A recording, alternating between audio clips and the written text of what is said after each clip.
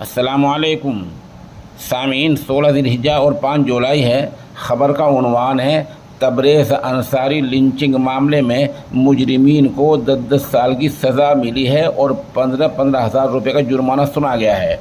ख़बर थोड़ी तफसील से सुन लें। मामला झारखंड का है। झारखंड की एक अदालत ने 2019 के तबरेज़ अंसारी लिंचिंग मामले में आज बुध के दिन सभी 10 मुजरिमों को 10-10 साल की सज़ा सुनाई है और सरायकेला कोर्ट ने आईपीसी की दफ़ा 304 के तहत इन सबको कसूरवार करार दिया है। बता दें, ये मामला सरायकेला के धातखेड़ी गांव में साल 2019 में हुआ था, जब तबरेज़ अंसारी को एक चोरी के मामले में शुभतन पकड़कर लिंचिंग यानी मार कर पीट दिया था और उस वक्त तबरेज़ अंसारी त्यौहार मनाने अपने घर आए हुए थे।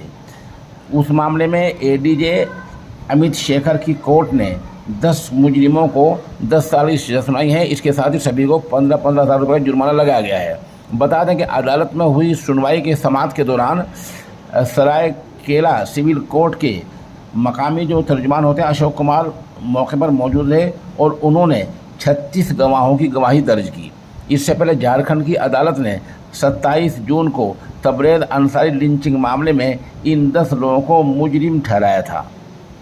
तबरेज़ अंसारी मॉब लिंचिंग मामले में जिन 10 लोगों को कसूरवार करार दिया गया है और जिनको 10-10 साल की सज़ा मिली है, उनके नाम है भीम सिंह मांडा, कमल महतो, मदन नायक, अतुल महाली, सुमत महतो, विक्रम मंडल, चामू नायक, प्रेमचंद महाली, महेश महाली हैं।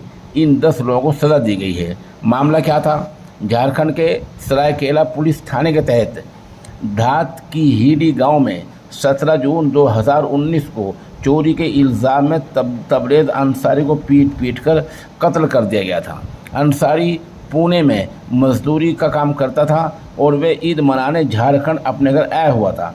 इस मामले में 13 मुलजिमों के खिलाफ रिपोर्ट दर्ज की गई थी। ट्रायल के दौरान एक की मौत हो गई है।